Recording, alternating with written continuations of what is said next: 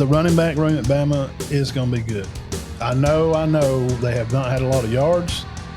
Jim Miller's going to be senior this year. Richard Young, the Riley kid, Daniel Hill's a new kid added. Then they got the freshman A.K. Deere, 5-star super athlete, and then the transfer in the Dre Washington kid from Louisiana. But now he's just some depth for Miller and Young are going to be the main two, though. Yeah. If it started today, yeah, it would be Miller and Young. Right? And Young, considered the Coach DeBoer said he's quick. Mm-hmm. The quickest, didn't say fastest. And y'all know what I'm talking about. If you know football, there's fast and there's quick. He thinks Young is really quick, and he catches the ball very well out of the backfield. Mm-hmm. So he's excited about him. Riley is the shiftiest of the bunch to the summer. Mm-hmm. This Riley kid. Washington, he's the most complete back because he's played a lot of football. He's from Louisiana. Played, down there. Had a good career down there. Yeah, played, caught out of the backfield a lot. Hill and Deere are have the right mindset right now. He said they come in, they run down here, they're hard runners. But A.K. Deere he's 18 years old. Yeah, now we've been hearing about him a long time. He's come in we watched him. He's from, I think he played at Is he from Mississippi? No. Yeah, I think he is. He might not be, man. Where was he from? Because we watched him. And I just know we've heard a lot about him. He may be from Louisiana. He's he's Mississippi. Okay. He looks like he'd be good. Oh, yeah. How big is he? 6 foot, 200. And that's out of high school. And he probably weighs 220 now.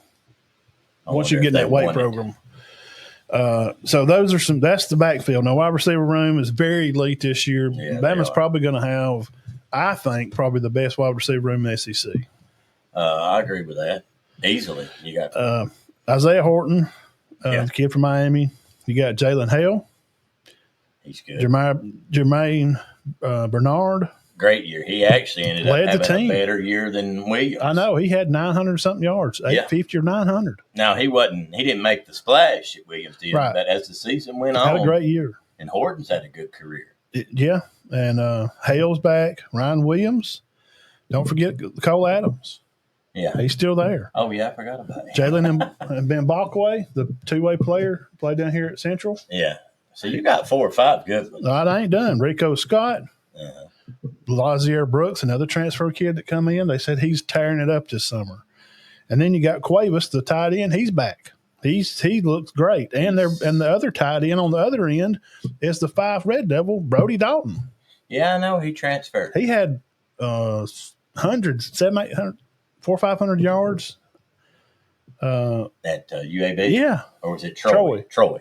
Yeah, he had like a 500-600 yard season or something. Had 5 or 6 touchdowns. Oh, he's the real deal now. Now, we watched him play. I saw what he did. Personally, I used to talk to him on the weekends a little bit, and he was in the big game, Fife and Piedmont, the rain game. If you were there, he was part of that team. Mm-hmm. And they went on the state run. They beat Catholic Montgomery. They beat Jeremiah Cobb, the tailback at Auburn. Yeah.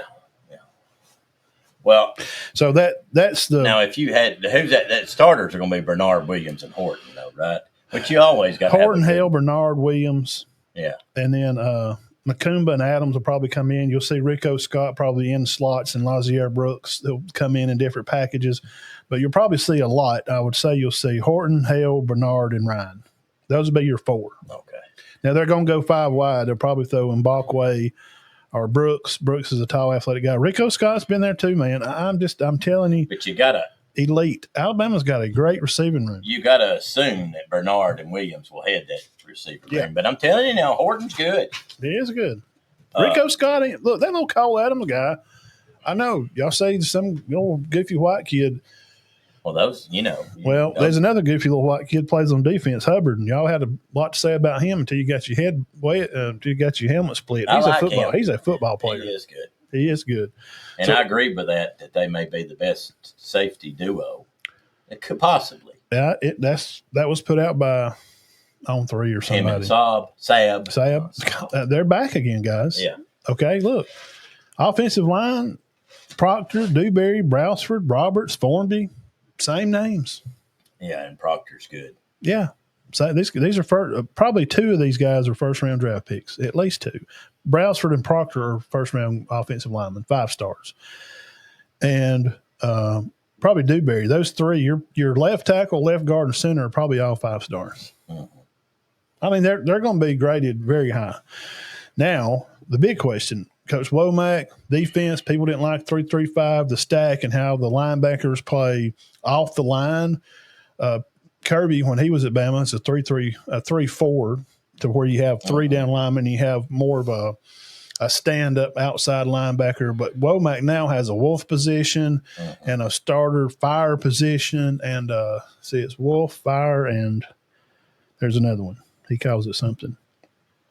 Wolf, fire, and so you got a jack. I mean, I know some people have a jack. Some people have a. He calls it something else because the way this defense, the game's changed.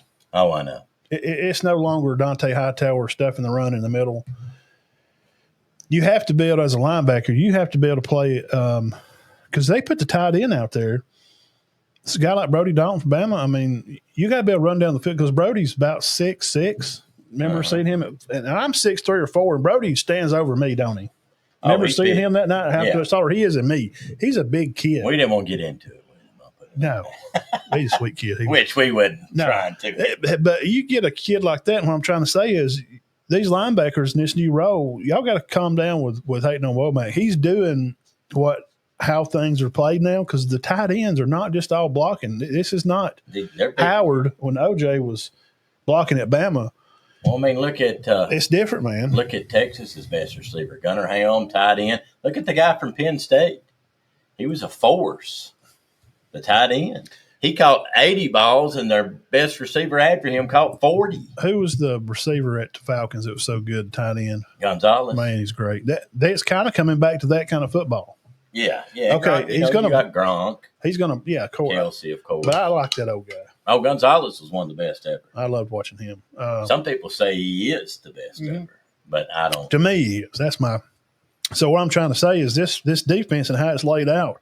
You got LT Overton, one of your favorite guys. Very good. My guy, Tim Keenan, still good. There. James Smith, defensive tackle, one of your guys. Russo, Quay. Yeah, he's very good. All right, he's the wolf. And then your middle linebacker, guess who's back? I said this name and somebody said, no, Justin Jefferson and Lawson are there. Jefferson, let me tell you something. He's a football player. He's very underrated. And they just had a number 3 class come in. They got 2 more 5 stars waiting behind them to play. They're going to hurt a lot. Yeah. He's very good. I think he had 10 or 12 tackles in the game last year. And guess who the other one is? Who? Jackson. Oh. Domain. Oh, did they move him? He's one of the linebackers now. He's in that wolf and slot. And yes, he's very good, too. The freshman last year. Now, this linebacker group, now I'm going to go back here in the backfield, D-backs to Hubbard, Kirkpatrick Jr. Did you forget about him? Mm-hmm. I mean, I did. I got to be honest. I mean, it's getting football season, guys. We're trying to get your mind thinking. Dean's going to go over Auburn and them, too, and we're going to get your mind thinking about your players. Like, I forgot. He didn't graduate. And Auburn's they're going to be good D-back-wise. They have no depth. If they get a sprained ankle, they're done. Zay Brown. Very good last year. Mincy. Lee Jr., Deshaun Jones, Red Morgan. Remember all these names? I had a whole list of these guys, their names. All right, now the freshmen, these are the guys that come last year, 5-star guys that played a little from Dodge County, Georgia, 4-star, Duke Johnson, Chuck McDonald, played out west, and then the Ivan Taylor guy, he is Ike Taylor's son, 2-time Super Bowl champ from the Steelers. Yeah, played at Florida. He did. This is – and you got Sab, too. I know. Sab and Hubbard. You ain't even That's got what I'm them. saying. Yeah, I did them first. Hubbard, Sab, Brown, Jr., Mincy, Jones, Red Morgan, Chuck McDonald, to Johnson from Dodge County to Ivan Taylor. That Quay Russo and those guys up in front. So Keenan, Smith. Russo, Keenan, Overton. That's 3. Jefferson, Lawson. That's 5. Damani, Jackson, Brown. That's 7. Sab, Hubbard. You got 10 guys that have played. Red Morgan. You got 10 guys that have played a lot. They're not hurting, bro. That has got to be one of the best defenses in the conference. Absolutely it is. In all rankings. Greg McElroy had the 6th best defense in the country, which I mean, that's I would have them top 5. that's Greg's trying to honorable. be. Greg Well, does. he don't want to overdo it. He does a little poo-poo because he played there, and I don't like that. He pulls some punches, and I'm sick of doing that. I'm just giving you an honest evaluation. Pretty good defense. You can't be a fan of a school and then come on here and tell the honest truth and have big guys and go, wow, these guys have got a lot of people back. They should be really freaking good. Guys, Overton and Keenan's played forever. Yes, your D-line. Those guys have most all these D-line guys have at least 400 snaps or more. Oh, my gosh. 400 on their percentage and how they grade out. Mm-hmm. They're all over 62%. That's good. I did not know they had all those D linemen. I knew Lawson was in Jefferson. Overton, Keenan, and Smith, and then they got 2 other guys that come in the other class. I didn't even write them down. I didn't write down freshmen. Then there's guys waiting to play that's going to come in on the 3rd down. I'm just saying you can't say, wow, they're going to be good. Homer, Bama, you just pick them to win it every time. Hell, why don't you just do a show called Alabama? Alabama Live. You can't. I'm just being honest. Stuff that I do like, I'm going to say. Well, that's non-starters back, right? And stuff I don't like about them, I'm going to tell you I don't like. You mean tell you what? Now I'll go back. Is that not non-starter? Yeah, it is. Yeah, the offense and defense. They got a lot of good. They're like number 2 And Jamp Miller's pretty much a starter. Well, he was the starter. 3 in returning class to the SEC. I think I did A&M. So they got 16 or 17 starters back. Yes. Off of 9 and 14. Now, here's what I don't like, and then we're going to show the games that are going to be tough for Alabama.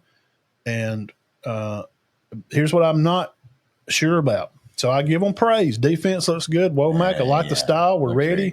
Here's what I like. And we're going to hit the comments here, dirty popcorn section. They ain't run the ball well in years, but who has? Yeah, right. Bama and Georgia are you running teams, guys. They're the ones that own this conference and running, and they have both really straddled the fence and run the ball. No. I mean, South Carolina was probably the best rushing team last year, and that was because of Sellers. Auburn had good rushing stats. Tennessee had a good running game. Then they only won 5 games. Auburn had great rushing stats. Great, but they didn't have a great year. No, because they couldn't score down there. They couldn't turn the ball over. So here's the thing. I'm concerned about right there. Bingo, bango. I'm concerned about that running back room. I love the guys that are there, but they're just I don't know. We've seen them run the ball. They're great, but can we get the quarterback to get the pressure off and just hand the ball off? See, now you got a guy that's a A.J. McCarron-like. He's a passing quarterback. Yeah, see, we don't know nothing about him. You got a is he going to be good?